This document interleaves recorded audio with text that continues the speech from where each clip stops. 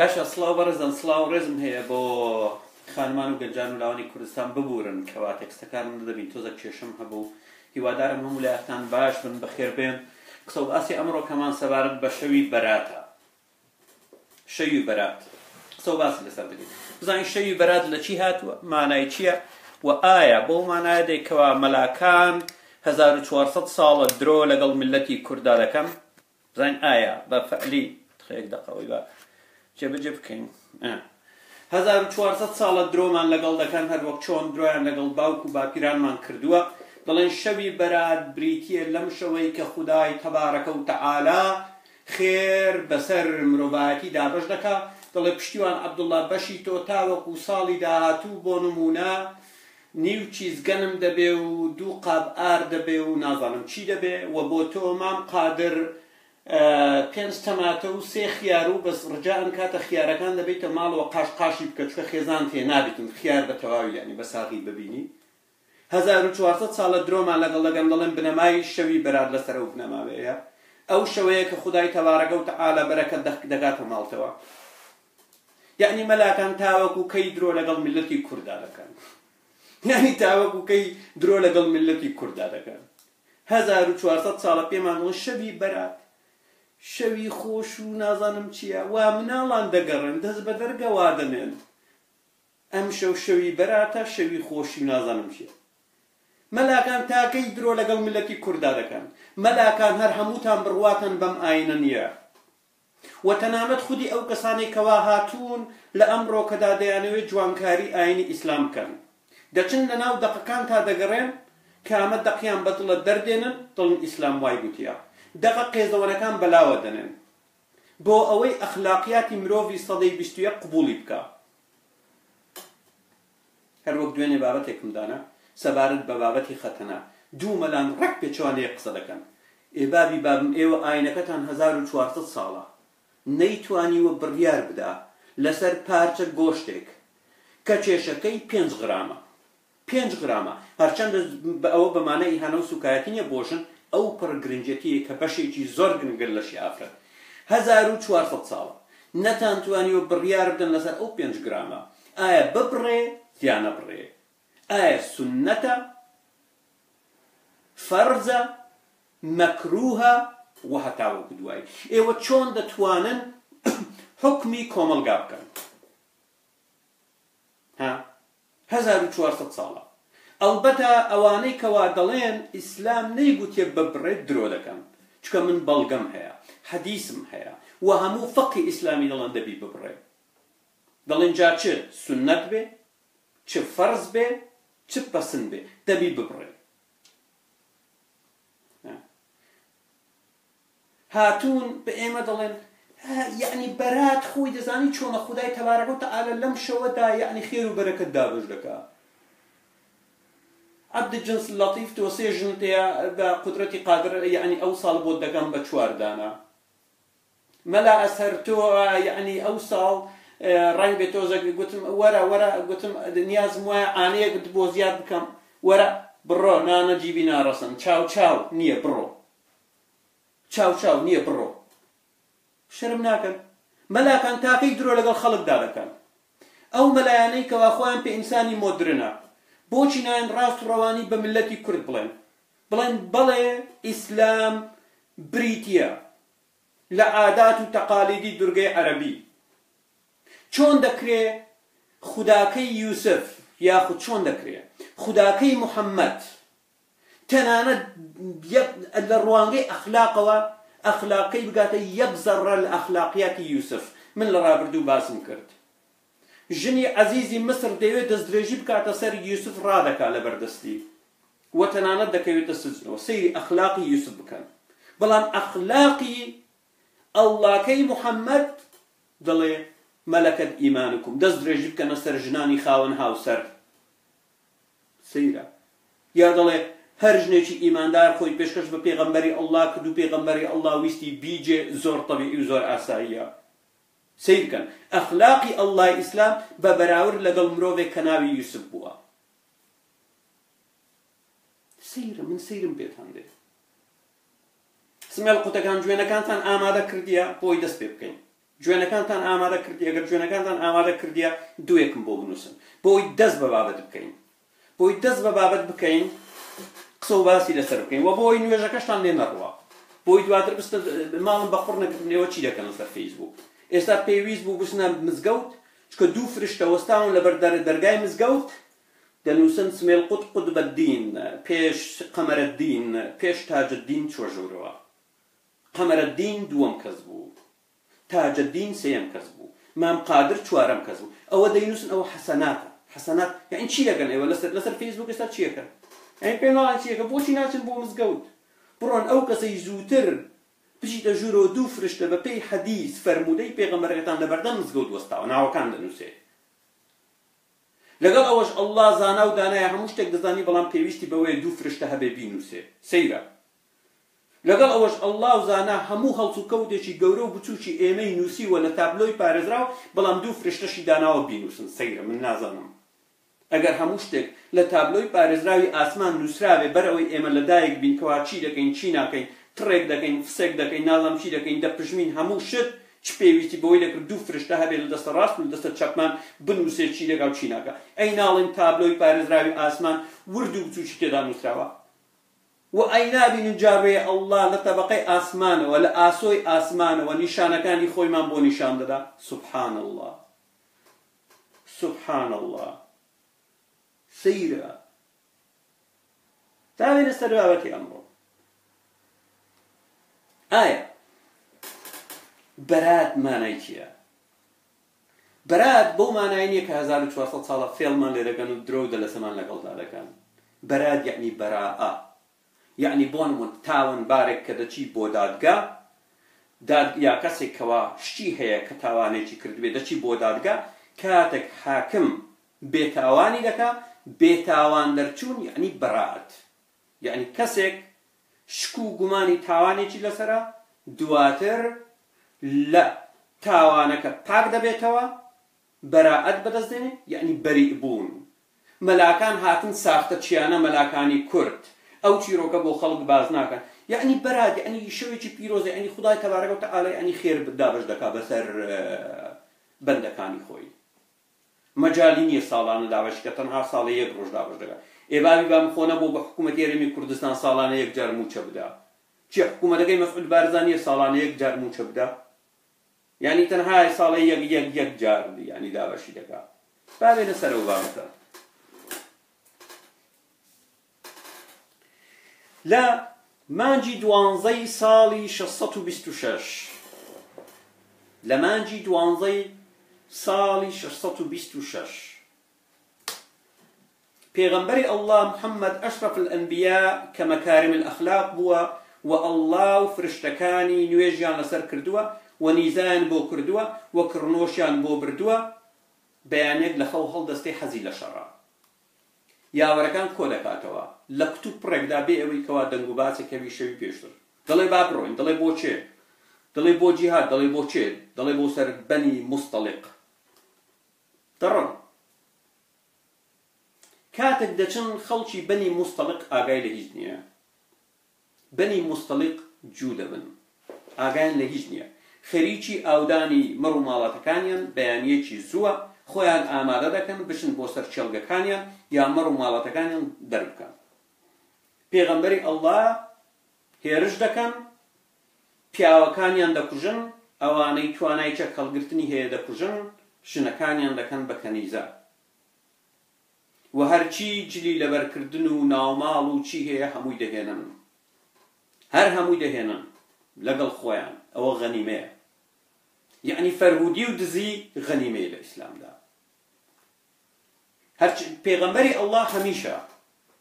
هەر وەک سوڕەتی ئەنفال پێمان دەڵێ 120 داهاتەکان بۆ خۆی دەبێت و یەکەم کەسە 120 هەڵدەبژێرێ لە ناو ژنەکان جوانترین ژن هەڵدەبژێرێ مەلیکە پادشایە دەبی جوانترینیان دەبی بۆ ئەو بێ جوەیرە کەوا شاژنی لە ڕووی جوانیەوەم بەستم شاژنی بەنی مستەڵق بووە خاوەن هاوسەر بووە بۆ خۆی گڵی دەداتەوە دەڵێ ئەمەیان بۆ من و لە بەنی مستەڵق کاتێک دەچێت پێغەمبەری ئەڵڵا ژنێک لە ژنەکانی لەگەڵ خۆی دەبا ئەم جارە ئائیشەی بردووە دادە ئایشە کاتێک کوشت و کوشتار تەواو دەبی ئەوی دەیکوژن ئەوی فەرهودی دەکەن مناڵ و ژنان دەکەن بە کۆیلە و کەنیزە وەسەتا بیستی خۆی لێ هەڵدەبژێری و وابزانم لەو شاڵاوەدا یا لە هی خەیبەرە کەرێک و سێمەڕ و ناڵم چی دەزەکەی مەجموعە شتێک لەگەڵ مەجموعە کۆیلەیەک جوەیرە دەبی بەی خۆی ئائیشە کاتێک چاوی بە جوەیرە دەکەوی زۆر هەست بە غیرە دەکا بە پێی حەدیثەکانی بوخاری چکە زۆر جوان دەبی و پێغەمبەری ئەڵڵا لەبەر جوانی جوەیرە ئاگای لە ئائیشە نامینێ لۆی لێ دەدرێت دەست بەجێ بۆی لێ دەدرێت ئەنی زۆر جوان دەبی لەگەڵ ئەوەش مێردی کوشتیە دێن لە ڕێ بۆ نمونە لا دەدەن کەمپ دادەنێن بۆی پشوو بدەن شەو دەمێننەوە پێغەمبەری ئەڵڵا دەچێ بۆ لای جوەیرە دارە ئایشە لەبیر نامێنێ دارە ئایشە شەو دەچێت دەست بە ئاو بگەینێ دوور دەکەوێتەوە لە کەمپی سەربازەکان دوور دەکەوێتەوە دەچی بۆ بیابان کاتێک لە بیابان دەبێ ئیش و کارەکانی خۆی تەواو دەکا لە ڕێگای گەڕانەوە قەلادە ملوانەکەی ون دەبێ بە دوای ملوانەکەکەیدا دەگەڕێت تاوەکو دەدۆزێتەوە دەگەڕێتەوە دەبینی پێغەمبەری ئەڵڵا و سەربازەکان ڕۆیشتوون بەرەو مەدینە ئەی ئافرین پێغەمبەری ئەڵڵا تۆ ژنی خۆت لەبیر بکەی ژنی خۆت لەبیر بکەی سیرکە بەڕێزان سیرکە ئێوە بۆ نمونە تۆ دەچی بۆ سەیرانێک ژنەکەی خۆت لەگەڵدایە بەڵام کاتێک ژنێکی جوان دەبینی و ژنەکە ئیتیفاق لەگەڵ دەکا و لەگەڵ بێتەوە ژنەکە بڵێتن دەتوانی بمگەینی بۆ ناو هەولێر یا بۆ ناو سوود بڵێ بە چاوان یعنی بچی ژنەکە بگەینی بەڵام ژنەکەی خۆت لەبیر بچی ئای لەوە ئەها ئەی باشە محەممەد تۆ کاتێک چووی بۆ لای بەنی نەظیر بوو بۆ نمونە چووی بۆ لای بەنی نەظیر کاتێک ویست کۆمەکیان لەو کۆ بکەیت و ویستیان لەسەرەوە بەردت تێبگرن جەنابی جوبرائیل هاتەڵاتی و گوتی ئەی پێغەمبەر هەڵسە بڕۆ ئەو نیازیان هەیە بتکوژن بۆچی جوبرائیل پێی نەگوتی ئەی پێغەمبەری ئەڵڵا مەڕۆ ئائیشە لە دواوە بەجێماوە ئەها چۆن بوو جوبرائیل نەهات یعنی جوبرائیل گوت بە کاکە مەڕۆیە ژنەکەت بەجێماوە یعنی جێ لێ نەبوو کاتێک دەیگوت بەتانیا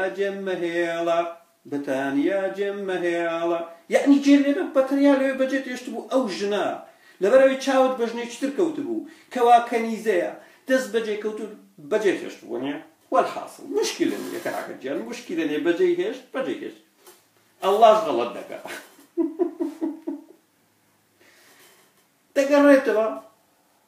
دەگەڕێتەوە جوەیرەی لەگەڵا جوەیرە جوانە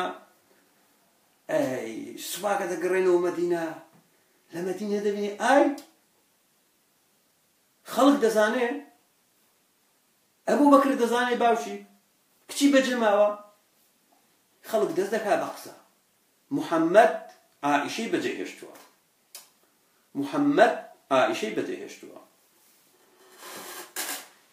کاتێک ئەمە ڕوودا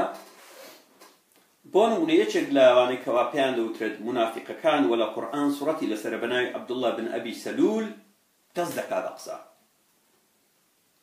بە قسە و دواتر هەندێک لەو کەسانەی کەوا دەبن بە بەشێک لە قسەکردن سەبارەت بە ئائیشە کە دواتر حەسەن بن ثابت کەوا شاعیرەکەی محەممەدە وەروە عەلی کوڕی ئەبی تاڵب دەست دەکەن بە قسە و قسەڵۆک بەیانی پێ دەگەڕێتەوە بۆ بەیانی یعنی ئەوە بۆ نمونە یعنی شەوێکیشی بەسدادی ڕۆژی دواتر دەگەڕێتەوە دەبینن ئائیشە لەگەڵ سەفوان بەیەکەوە دەگەڕێنەوە بۆ ناو مەدینە قسە و قسەڵۆک زیاتر دەبی سەفوان گەنجێکی قۆزە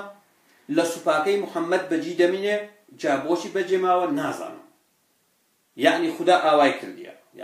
ئاوای کردیە سەفوان بەجی دەمینێ کاتێک گێرش دەکەنە سەر بەنی مستەڵق لە دواوە بەجی دەمینێت کاتێک لە ڕێگا دەگەڕێتەوە بە تەنیا سەفوان دەبینی دادە ئائیشە لەسەر ڕێگا خەوی لێکەوتیە داشە دەڵێ دادە ئائیشە وەرە سواری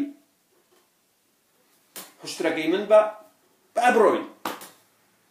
من ئەڵبەتە ئائیشەم زۆر خۆش دەوێت ئەگەر تاکە کەس لە ناو ئیسلام لەسەر دەمی محەممەد خۆشم ویستبی ئائیشەیە چکە دەتوانم بە پاڵەوانی یا دەنجی ناڕازی بەرامبەر بە چەوسانەوەی ژنان لەناو ئیسلامدا ناوی بێنم. بەڵام من مۆزوعەکە چۆنە لە ڕوانگەی تراسی ئیسلامی ئاو بۆتان باز دەکەم. دەگەڕێنەوە ئەو کات قسە و قسەڵۆک دروست دەبێ، محەممەد زۆر نیگەران دەبێ، هەروە گوتم حەسەن بن ثابت عەلی بن ئەبی تاڵب دەست دەکەن بە قسە و قسەڵۆک، و عەبدوڵڵا بن ئەبی سەلول دەڵێت محەممەد وتوویەتی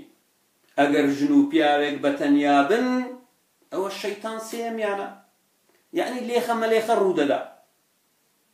عەبدوڵڵا بن ئەبی سەلول ئەم قسەی دەکا، جا حەدیثێکی محەممەد هەیە دەڵێ ئەگەر ژن و پیا و بەتەنیا بن شەیتان سێمیانە. دەڵێتن سەفوان و عائیشە بەتەنیا بووینە، دەکەواتە مافی خۆمانە قسەی لەسەر بکەین، وڵای شتێک ڕووی داوە. بەتایبەتی ئەو کات محەممەد بۆن بوونە تەمەنی نزیک 59 ساڵ دەبی، 58 ساڵ دەبی، و عائیشە ئەو کات تەمەنی نزیک 14-15 ساڵ دەبی، و سەفوان گەنج دەبی و قۆز دەبی. ئیتر خەڵک حەقی خۆیەتی قسە دەکاتن. و محەممەد زۆر ترسا کەوا عائیشە دوو گیان بێ، ترسە ڕەوانی ماڵی ئەبوو بەکری دەکاتەوە. ڕۆژێک دەرەچێ محەممەد وەڵامی نییە، هەفتەیەک دەڕوا محەممەد وەڵامی نییە سەبارەت بەم ڕووداوە، 2 هەفتە دەڕوا وەڵامی نییە. ڕەهی پێغەمبەری ئەڵڵا بۆچی یعنی پەیوەندێکی تەلەفۆن مەبەستم پەیوەندێک ناکەی لەگەڵ ئەڵڵا بۆ ئەوەی مۆزوعە یەکلا بێتەوە. 3 هەفتە دەڕوا وەڵام نییە، عەجیب غەریب. 3 هەفتە و ڕۆژێک دەڕوا وەڵام نییە. 28 ڕۆژ دەڕوا وەڵام نییە. پێغەمبەری ئەڵڵا دەوەستەی بۆ ماوەی 1 مانگ، تاوەکو 1 مانگ کاوە دەبێ اینجا سوڕەتی نور دەنووسێ و دای دەبەزێنی. پرسیار ئەگەر هاتوو بەفعلی محەممەد پێغەمبەری ئەڵڵا بوایە، بۆچی ئەڵڵای محەممەد 30 ڕۆژ ڕادەوەستا بۆی سوڕەتی نور بۆ پاکانەکردنی یا پاک دەرچوونی عائیشە دەربکە؟ پرسیارەکە وەڵامیان پرسیارە لای منە. محەممەد زانیوێتی کەی دوجار عائیشە سووری مانگانەی بووە، و پێویستی بەوە بووە تاوەکو سوورێکی مانگانەی تر بوەستێت. ئەگەر هاتوو عائیشە سووری مانگانەی بوو، چکە محەممەد لەوە ترساوە دوو گیان بێ، چەند ساڵ ژنی بۆ دوو گیان نەبووە، بەڵام ئەگەر لەگەر سەفوان بێتەوە دوو گیان بێ مۆزوعەکە گەورەتر دەبێت. محەممەد وەستاوە تاوەکو عائیشە سووری مانگانەی دەبێتەوە، کاتێک سووری مانگانەی دەبێتەوە اینجا سوڕەتی نور دادەبەزێنی. 30 ڕۆژ بەپێی توراسی ئیسلامی کەوا وەستاوە. سوڕەتەکە چی دەڵێ؟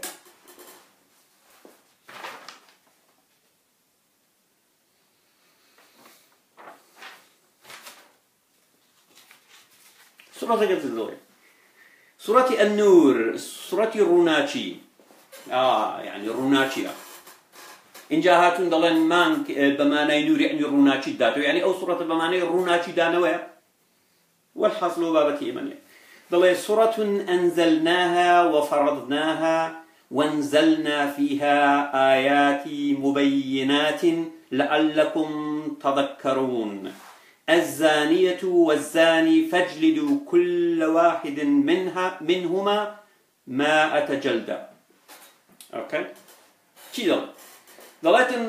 ئەڵڵا دەڵێ سوڕەتێکە دامان بەزاند و فەرزمان کرد و تیایدا ئاياتی ڕوونمان دابەزان بۆ ئەوەی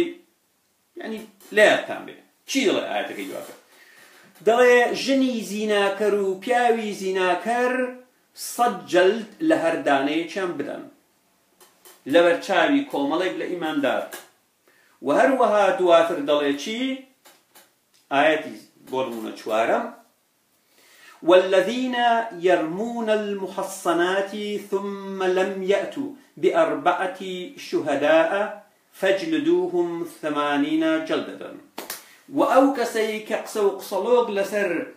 جناني إيمانداري خاون هاوسر دكات ونيان تواني 4 شاهد بينن أو هر يكشان 80 جلديان لبن. يعني أجر هاتو 3 شاهد بو نتان تواني كسي 4 مش بين وك شاهد أو هر أو 3 كسا دەبیەکە 80 جلدیان لێ بدرێت. باشە محەممەد لێرە کردوێتی بە 4 شایەت. اینجا دەقی 6 دەڵێ والذين يرمون أزواجهم ولم يكن لهم شهداء إلا أنفسهم فشهادة أحدهم 4 شهادات بالله إنه لمن الصادقين. وأجر كسك بونم بيالك هاوسري جنكا خوي بو بشايت أو جيغاي 4 شاهد دقريتوا بلان دبي 4 جار سوين بخوا بناوي الله أو كتوا جيغاي بروايا وهتاوكو دواي تاوكو دي صورتكا بونمونا هموي تايبة بمرو داوكا ومن ناش بسر تفاصيلي أو صورتها بلام سيركن موضوع أكا چيا ليردا أجر هاتو بقرينوا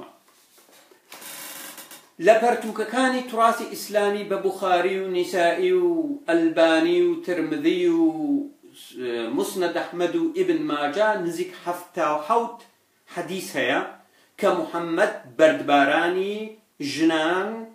يا كيواني كردوا كخاون هاوسر وزينا لكان باشا وهندق لو حديثانا سبارت بكساني جون كوال لمدينة جياون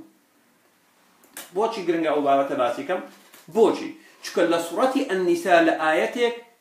بعض كادل دبي أوجني فحشة دبي جلدي لي بدري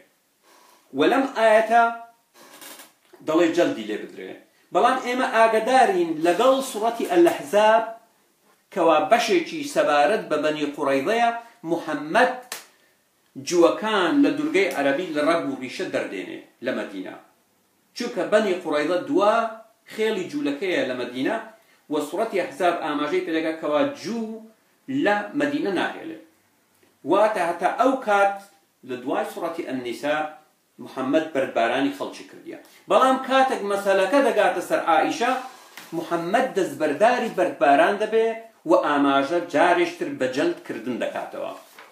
باشا جارشتر آماجة بجلد كردن دكاتوا واتا لنيوان أو دقي صورة النساء كبيشوتر زور بيشوتر دابجيوا وجمارة حشتاو هنديك لروي دابزينوا تاوكو صورة نور كوا لروي دابزينوا بريتيا لكزنجيرة بندي سطو دوي هيا لو نيوان ددا محمد بردباراني كرديا بلان كاتك موضوع أكدا قاتا سر عائشة وسر خوي جاريش دزبرداري بردباران دبي دي آماجة بچي دكا آماجة بجلد كردن دكا ودواي صورة النور جاريش ديتوا چي دكا دزبا بردباران دكاتوا بوچي بونمونا صورة أحزاب جمار النووتا جمار النووتا اللي روي دابزينو نوهتمين صورة نور سطو دوا وخو ما دزانين لقل أحزاب جو لمدينة نامنة جو لمدينة نامنة واتا حتى صورة أحزابش محمد بردباراني كرديا بلام كاتا قضية كدا قاتا سر عائشة دي جارشتر آماجة بچي لغا بجل كردن دكاتوا واتا دز برداري بردباران دين دز بجل دكاتوا وكاتا عائشة پاك دبيتوا جارشتر ديتوا دز بردباران دكاتوا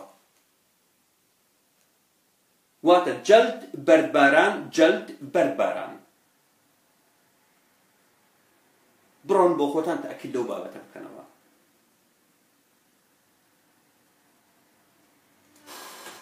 و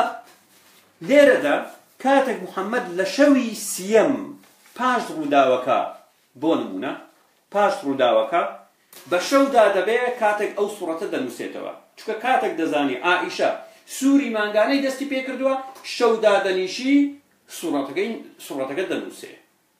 كاتك سوري مانغاني دبي دل تواو دوجاني دل باشا دل برر دلن چي بو پیغمبر دل برر دل چي بو دل جبرائيل هنا دل چي هنا دل صورتين دل چي دل دل سورة أنزلناها وفرضناها وانزلنا فيها آيات مبينات لعلكم تذكرون أي باشا بوشي وآيات لروجي كم دانا دبزي بوشي لروجي دوم دانا دبزي بوشي لروجي سيم دانا دبزي بوشي لحفتي يكم دانا دبزي بوشي لحفتي دوم دانا دبزي بوشي سير روشتاوكو عائشة سوري مانغاني دس بيدكا إنجا آياتكا دانا دبزي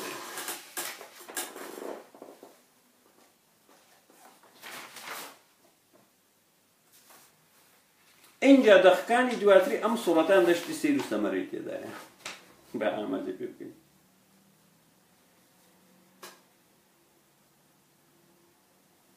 ومحەممەد لە دەقی سێنزەم دەڵێ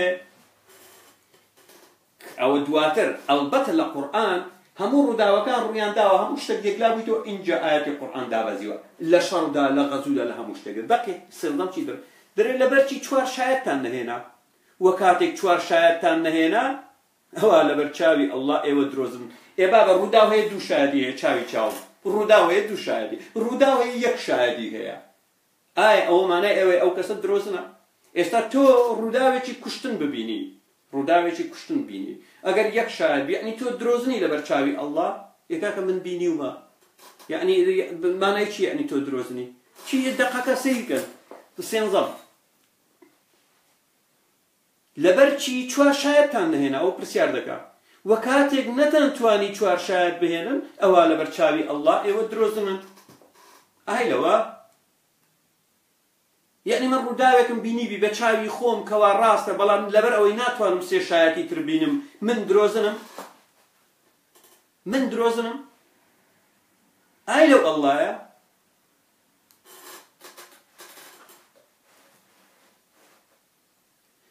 وە شازدەم دەقی شازدەم وە بۆچی کاتێک گوێتان لێبوو نەتان گوت ئەوە لەگەڵ منافقەکانی بۆ ئێمە نییە قسە لەم بابەتە بکەین ئەی ئەڵڵای شکۆمەند ئەمە بوختانێکی گەورەیە بوختانێکی گەورەیە. باشە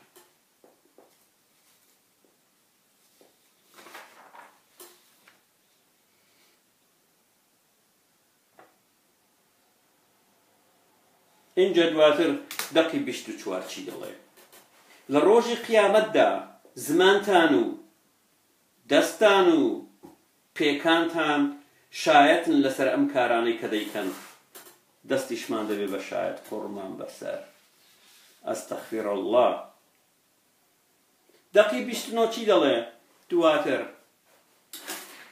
هیچ گوناهێکتان ناگات کە بچنە ماڵێکەوە کەسی تیادا ناژێت. چێ ڕێگای پێداوی بچێ ماڵێکەوە کەسی تێدا ناژێت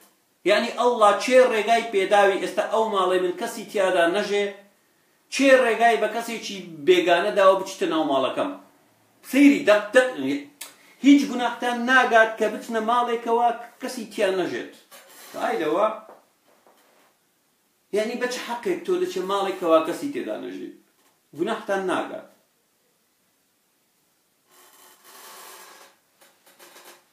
دواتر دەقی سیەم ئەی محەممەد بڵێ بە پیاوانی ئیماندار تۆزێک لە سەیرکردنیان کەم بکەنەوە یعنی سەیرکردنی ژنان تۆزێک کەم بکەنەوە وە پارێزگاری لەگەڵ و گونیان بکەن. ئەی محەممەد بە پیاوانی ئیماندار بڵێ تۆزێک سەیرکردنیان کەم بکەنەوە پارێزگاری لەگەڵ و گونیان بکەن وە بە ژنانی ئیماندار بڵێ سیرکردن تۆزێک کەم بکەنەوە و پارێزگاری لە نێو گەڵیان بکەن. ژنانی ئیماندار نا یەک تۆزی کەم بکەنەوە جا نازانم ئەو تۆزە لە ڕوانگەی ئەڵڵاو مانای چییە ئەنی چۆن تۆزێک قیاس دەکرێت چۆن تۆزێک قیاس دەکرێت تۆز یعنی چەند یعنی چەند ئێستا دەزانین گۆشە هەیە 180 گۆشەکە بۆ من دەزانین دوو پلە 5 پلە 15 پلە 20 پلە دەتوانین کەمیکەینەوە با سونەتێک باجێبەجێ بکەین. جار یەکەم دەبی بجوین کوڕۆ پێغەمبەری نازار دەڵێ قومی یەکەمە دێدا دەبی بجووی نازەم چۆن دەجوێ ئاو چۆن دەجوێ وەڵحاصل باوەز بالەوە بینێن.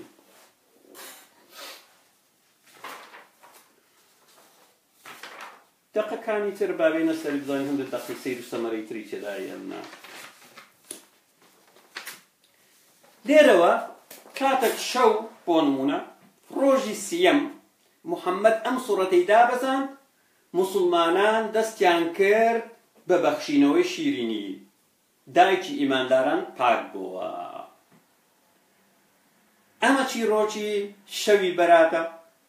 مەلا ساختەچیەکانی خۆمان دێن لە خەڵکی دەشارنەوە دەڵێن شەوی بەرات یعنی خوددا بەرەکەت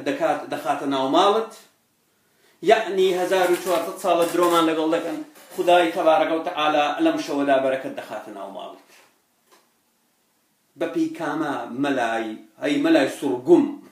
هەی مەلای سوڕگوم بەپێی کامە لێکدانەوە شەوی بەرات یعنی شەوی بەراعەت لەو شەوەی کەوا محەممەد ئەم ئاەتەی نووسیوە و ئائیشەی بەری کردووە باشە ئائیشەی بەری کردووە بەراعەت کردووە بۆ نمونە ئەگەر بچینە سەر پەرتووچی صحیح بوخاری چەندەها دەقی تێدایە کەوا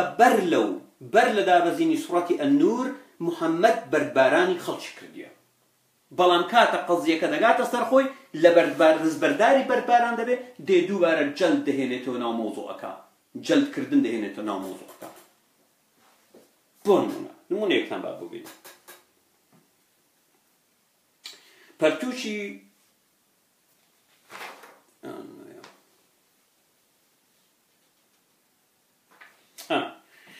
مامە بوخاری قەبارەی سێ پەرتووچی 34 ژمارەی فەرموودە 421 عائیشە باسی کردووە دەڵێ سەعد بن ئەبی وەقاس و ئەبوو بن زەمعە قڕەقڕ و کێشەیان بوو لەسەر کوڕێک سەعد بن ئەبی وەقاس ئەو تاوانبارەی کەوا کاتی خۆی ئێرانی تەفروتونا کرد سەعد بن ئەبی وەقاس و ئەبوو بن زەمعە قڕەقڕ و چێشمە چێشمیان بوو لەسەر کوڕێکی مناڵ سەعد گوتی ئەی پێغەمبەری ئەڵڵا ئەم کوڕە کوڕی برامە وتی ئەم کوڕە کوڕی برامە کە براکەی ناوی عوتبەیە و براکەم بەڵێنی لێم وەرگرتووە کە ئاگام لێی بێ چکە ئەم کوڕە کوڕی ناشەرعی برامە واتە براکەی لەگەڵ ژنێک خەوتیە بێ هاوسەرگیری ئەو مناڵە بووە ئەو مناڵە ناشەرعیە براکەم داوای لە من کردیە کە ئاگام لەو مناڵە بێ وە سەیری بکە بزانە لە چێ دەچی ئەبوو بن زەمعە گوتی ئەوی کەوا چێشمە چێشیان بوو پیاوەکەی تر گوتی ئەی پێغەمبەری ئەڵڵا ئەوە برای منە و لە باوکم لەدایک بووە لە ژنێکی کۆیلە ئەوی تریان گوتی نەخێرەوە باوکم لەگەر ژنێکی کۆیلە سێکسی کردی ئەو مناڵە بووە ئەو کوڕە دەبی برای من بێ ئەوی تریان دەگوت برازامە ئەویان دەگوت براوە پێغەمبەر سەیری کوڕەکەی کرد و بینی بە عوتبە دەچێت و گوتی ئەم کوڕە بۆ تۆیە ئەبوو بن زەمعە کوڕ دەبێت بە خاوەنی ئەو کەسەی کە سەرجێگایی لەگەڵ ژن کردووە کە سەرجێگایی ئەگەر پیاوەک سەرجێگایی لەگەڵ ژن بکە ئەوە لە تۆ دەچێت و ئەوە کوڕی باوکتە و تەواو و زیناکەر هیچی بۆ نابێت تەنها بەرباران و بە سەعد بن ئەبی وەقاس دەڵێتن دڵێ براکەت چکە زینای بووە تەوا دەبی کین بکرێتن سیرکە لێرەدا جارێک ئاماژە بە دەقێکی تر بوخاری قەبارەی سێ پەرتووچی 49 ژمارە 860 و هەروەها بوخاری قەبارەی سێ پەرتووچی 50 ژمارەی فەرموودە 885 ئەبوو هورەیرە و زەید بن خالید الجوهالی جێڕاویانەتەوە پیاوێکی بەدەوی هاتە لای پێغەمبەر و گوتی ئەی پێغەمبەری ئەڵڵا بە گوێرەی شەریعەتی ئەڵڵا حکوممان بکە و پیاوەکەی دژی ئەم پیاوە بەدەویە گوتی بەڵێ پێغەمبەری ئەڵڵا بە گوێرەی شەریعەتی ئەڵڵا حکوممان بکە پیاوە بەدەویەکە گوتی کوڕەکەم بۆ ئەم پیاوە کاری دەکرد و کوڕەکەم زینای لەگەڵ ژنی ئەم پیاوە کرد و خەڵک پێیان گوتم کە کوڕەکەم دەبێت بەرباران بکرێت و من کەفارەتی کوڕەکەی خۆم کردووە لە ڕێگای بەخشینی 100 مەڕ و ئازادکردنی کچێکی کۆیلە بەڵام یاوەرەکانت دەڵێن کە کوڕەکەم دەبێت 100 جەلدی لێ بدرێت و ساڵێک ئاوارە بکرێت چکە کوڕەکەی ژنی نییە سیرکە پێغەمبەر گوتی گومانی تێدا نییە کە بە گوێرەی شەریعەتی ئەڵڵا حکومتان دەکەم بڕۆ 100 مەڕ و کچە کۆیلەکەت بگەڕێنەوە بۆ خۆت واتە ئەوەی بەخشیوتە کچە کۆیلەکە و 100 مەڕ نا ئەوە شتیوانی بڕۆ بینەوە بۆ خۆت وەریگرەوە یعنی ئازاد چۆن دەبی کچی کۆیلە ئازاد بکە نابینەوە کچی کۆیلە نابی ئازاد بکرێت بابی بام بڕۆ بینەوە و کوڕەکەت دەبێت 100 جەلدی لێ بدرێت و ساڵێک ئاوارە و دەربەدەر بکرێت اینجا پێغەمبەر بە کەسێکی گوت بە ناوی ئونەیس گوتی ئونەیس بڕۆ لای ژنی ئەم پیاوە و ژنی ئەم پیاوە و بەردبارانی بکە ئونەیس چوو و بەردبارانی کرد پێمان دەڵێ ئەگەر هاتوو هاوسەری نەبێ جەلد دەکرێت ئەگەر هاتوو هاوسەری هەبێ بەردباران دەکرێت و حەدیسی لەو بابەتە یەکجار زۆرە بەڵام کاتە قەزیەکە دەگاتە سەر عائیشە پێغەمبەری ئەڵڵا باسی چی دەکات جارش دەگەڕێتەوە سەرجەلکردن لەگەڵ ئەوەش بۆ نمونەشکات خاوەن هاوسەر بووە عایشە باسی جەلکردن دەکات جارشتر یعنی دەست بەرداری بەردبارانکردن دەهێنێت لێرەدا چەند خاڵێک دێتە پێشەوە یەک محەممەد لەبەر ئەوەی کەنیزەی دەستکەوتووە ملکل یەمینی دەستکەوتووە ئاگای لە ژنەکەی خۆی نەماوە لە بیابان بەجێ دەهێلێ خاڵی دووەم ئەوەیە بۆچی جوبرائیل محەممەدی ئاگادار نەدەکردەوە ئەگەر هاتوو محەممەد پەیوەندێکی ئەوەندە تو بەهێزی هەبووە لەگەر جوبرائیل پێ ئەی محەممەد عائیشەت بەجێهێشتیە جارێ مەڕەوە تاوەکو عائیشە دەگەڕێتەوە پرسیارە باشە پرسیارە بۆچی نەیگوتیە ڕەنگە ئێوە ئەخەر خۆی یعنی دەزانی چۆن ئەم سوڕەتە یعنی عیبرەتی تێدایە دەبایە ئەمە ڕوو بدا بۆ ئەوەی دادا عایشە بەجێ بمێنێ سەفوان بیهێنێتەوە قسە و قسەڵەو دروست بی پێغەمبەری ئەڵڵا بزانی چێ یعنی منافقە ئەم سوڕەتە دابەزێ و ئەم سوڕەتە بۆ ئێمە بمێنێت و ئەمڕۆ یعنی چ سوود لەم سوڕەتە وەردەگرین یعنی چ سوودێکی لێ وەردەگرین یعنی چ سوودێکی لێ وەردەگرین سێ ئەگەر جوبرائیلش ئەم کارێ کرد بۆچی ئەڵڵای محەممەد دەست بەجێ ئەم سوڕەتەی دانەدەبەساند ڕۆژی یەکەم ڕۆژی دووەم هەفتەی یەکەم بۆچی مانجێک تاوەکو عائیشە سووری مانگانەی دەبوو چوار محەممەد خۆی ئەگەر هاتو ژن و پیاوێک بە تەنیا بوون شەیتان سێیەمیانە چوار خاڵی پێنجەم ئایا بەفعلی ئەم دەقا دەکرێت دەقی ئەڵڵا بێ کە دەڵێت وە کاتێک نەتانتوانی چار شاید بێنن ئەوە لە بەرچاوی ئەڵڵا درۆ دەکەن واتە کاتێک ڕووداوێک ڕوودا تەنها یەک کە شایدە و بینیویەتی وە بەفعلیش ئەم ڕوودا و ڕووی بۆ نمونە کاکە نەک ئەوە ئەم ڕۆگە تۆ بە مۆبایل دەیگری تاوانی کوشتن تۆ تاکە کەسی تاکە دەست درێژی سەکسی بە تەنیا ئاوا دەگری یعنی مانای چییە ئەم قسە قۆڕە مانای چیە دەکرێت ئەمە دەقی ئیلاهی بێ وە کاتێک نەتانتوانی چوار شاید بێن ئەوە لە بەرچاوی ئەڵڵا درۆزنن و تەنانەت مەوزوعی چوار شاید لە ئایەتێکی سوڕەتی ئەنیسا هەیە پێشووتر پێویست بە دوو شاید بوو بەڵام کاتێک محەممەد قەزیەکە ماڵی خۆی دەگرێتەوە دەیکا بە چوار شاید سەختتریەکە دەیکا بە چوار شاید لێرەوە بۆمان ڕوون دەبێتەوە من پەیوەندیم بەوەنی ئایا چی ڕوویداوە لە نێوان سەفوان و عائیشە ڕوویداوە ڕووی نەداوە ئەگەر ڕووی دابێ مافی خۆیەتی و دەستی خۆش بێ چکە عائیشە بۆ تەمەنی 6 ساڵ بووە محەممەد 51 ساڵ بووە لێی مارەکراوە 9 ساڵ بووە کاتێک شووی پێکردووە محەممەد 54 ساڵ بووە و ئەو کاتێک قسە دەکەین عائیشە تەمەنی 12 ساڵ 14 ساڵ بووە تقریبا محەممەد ئەو کات 58 ساڵ بووە 59 ساڵ بووە نا 59 ساڵ 58 ساڵ بووە حەقی خۆیەتی لەشی ساغ بێ بۆنە محەممەد لەولا کەنیزەیەکی دەستکەوێتن لەگەڵەوە ژنەکەی تەمەنی 14 ساڵە لە بیابان بەجێ بێلی اینجا لەوێش بڕواتن ژنەکەی اینجا سمێڵ قوتەکان من وەڵڵای ئەوە وانییە و ئەوە وایە و ئەوە ئاواچ ئەو قسانە نییە شتێک نییە بە ناوی شەوی بەراعەتە بەراعەتی عائیشە کەوە محەممەد زۆر بە ڕۆشنی دیارە لە ڕێگای ئەم سوڕەتەوە بۆمان ڕوون دەبێتەوە قورئان لەلایەن محەممەدەوە نووسراوە خودی خۆی نووسیویەتی و زۆر و محەممەد خوێندەوار بۆ خوێندەوارێکەشی زۆر باش بووە زۆر باش بووە و بە شێوەی شعر نووسیویەتی و هەموو پێغەمبەرەکانی سەردەمی کۆنی شەمیان شاعیر بوون دەقەکانیان هەموو بە وەزن و قافیەیە بۆ نمونە ئەگەر بگەڕێنەوە سەرپەرتوشی گۆرانیەکانی سولێمان کەوا چۆن ئاشقاتی و دڵداری و چاوبازی دەکا لەگەڵ دەستگیرانەکەی بڕوا بکەن لە فلیمێکی ڕوود زۆر خراپترا باسی سمت و سنگ و نازانم چی دەستگیرانەکەی دەکا باشە باسی هەموو شتێکی دەکاتن و سولێمان پێغەمبەر بووە و پەرتوکانیش مایە و دەقەکانیشی مایە لەبەر ئەوە من بە من بڵێن نا چۆن دەبێ و ئێوە نازانن ئێوە عەقڵتان لەبەر ئەوەی ئەو دەقانە ناخوێنێتەوە تێناگەن خۆتان گەوجاندووە 1400 ساڵە مەلاکان ئێمەیان گەوجاندووە و بەداخەوە لەناو کووردا یەک مەلای شەریفیش سەری هەڵنەداوە کە ئەو ملەتە وشیار بکاتەوە هەمیشە لە دوای گەوجاندنی خەڵکن بۆچی نایەن ڕاستیەکان بە خەڵک بڵێن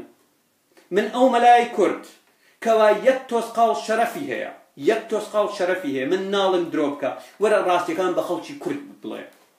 بڕۆ باسی سوڕەتی هینمان بۆ بکە سوڕەتەکانی ئاەتەکانی ولدان مخەلەدون هەر مەلایەک یەک تۆز قاڵ شەڕەفی هەیە اینجا بابێ وەڵام داتەوە ئایا ئەم دەقا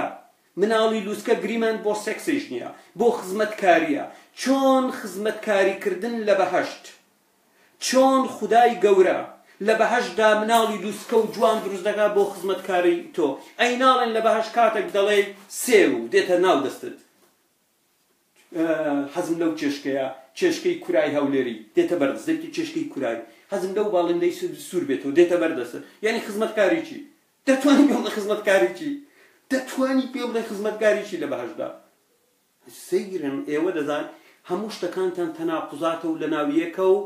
دێن کلاوات و درۆ لەسەر لەگەڵ خەڵکدا دەکەن سەرچاوە خێر بکار ئەتا بەڕێزانی درۆ لەگەڵ خەڵکدا دەکەن ئەو توراستان لەسەر بنەمای درۆ بنیاد ناوە بنیاد ناوە شەرم ناکەن دەڵێن خوددا خزمەتکاری مناڵی دووسکەی بۆمان دروست کۆ لە باش هەی تڕکەن بۆ خوددا خزمەتکاری تۆ هەی گەوچ هەی بێعەقڵ ها هەی بێعەقڵ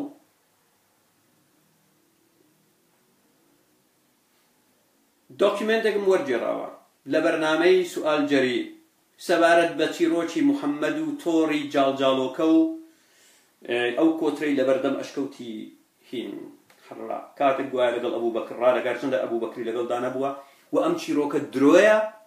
ئێستا دایدەنێن بزان سەرچاوەی ئەم چیرۆکە 400 ساڵ بەر لە دایکبوونی محەممەد قەشەیەکی مەسیحی نووسیبیەتەوە هەروەک چۆن محەممەد سوڕەتی ئەلکەهف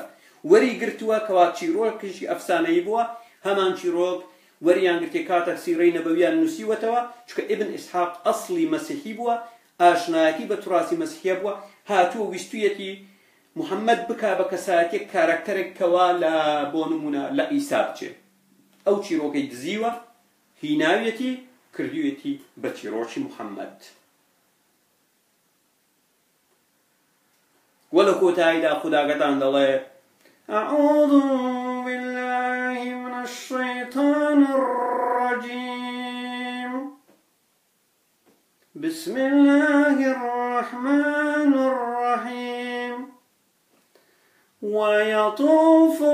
عليهم ولدان مخلدون الله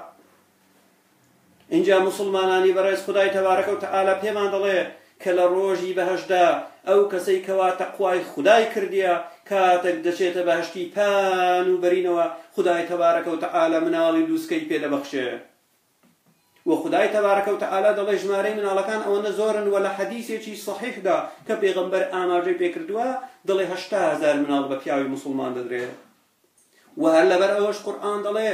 إذا رأيتهم حسبتهم إنهم لؤلؤا منثورا واتە کاتێک دەیان بینی بە شێوەیەکی ئەوەندە زۆرن وا دەزانی مرواری پەرت و بڵاون و هەروەها بە پێی دەقێکی سوڕەتی ئەرڕەحمان و ئەلواقیعە دەڵێ ئەو مناڵە لووسکانەی بەهەشت دەستی حۆریەکان دەگرن و بۆ پیاوانی ئیماندار دەهێنن دەڵێ گەورەم ئەم حۆریم بۆ تۆ هێناوە ئای لەو خۆشی مناڵە لووسکەکان حۆریەتان بۆ دەینن گەورەم ئەوە یعنی خوداتان سوک کردیە ئەسڵەن خوداتان سوک کردیە پیرۆزی و نایابی خوداتان ڕیسوا کردیە خودی خۆدا ئێوە هەمووتان شرک دەکەن هەمووتان کافرن بە ئێمە مەڵێن کافرن خودی خۆتان کافرن خودی خۆتان کافرن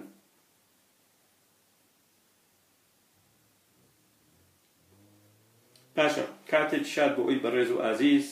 هیوادارم هەموو لایەکتان باشم دوای تۆزێشترە ئەو دۆکیومنتەی سەبارەت بە ئەشکەوتەی محەممەد دەشتێک گوای لەگەڵ ئەبوو بەکرەوە هەروەها تۆڕی جاڵجاڵۆکە بۆتان دادەنێم کەوا بە بەڵگە بە دۆکیومنت قسەی لەسەر دەکات اینجا بۆتان بە دیار دەکەوێت 1400 ساڵە درۆمان لەگەڵ دەکەن چونکە بۆ نمونە سیرەی محەممەد نزیک 170 ساڵ لە دوای مردنی نووسراوەتەوە بۆ هەموو سەرچاوە ئیسلامیەکان لەسەر بنەمای ئەم درۆیانە ئەمڕۆکە دروست بوون تەناقودی قورئانەکەی محەممەد پێمان ناڵێ ناوی باوکی محەممەد چێە بەڵام پێمان دەڵێ ناوی باوکی موسا چێە بۆ نمونە دایکی عیسا چێە ئیسحاق ناوی باوکی چییە باوکی ئیبراهیم ناوی چییە بۆ نمونە فڵانە کەس ناوی چیە بەڵام پێمان ناڵێ ناوی محەممەد ناوی باوکی چییە سەیر و سەمەرەیە بەڕاستی کاتی شاد بۆی بەڕێز و ئازیز هەربژین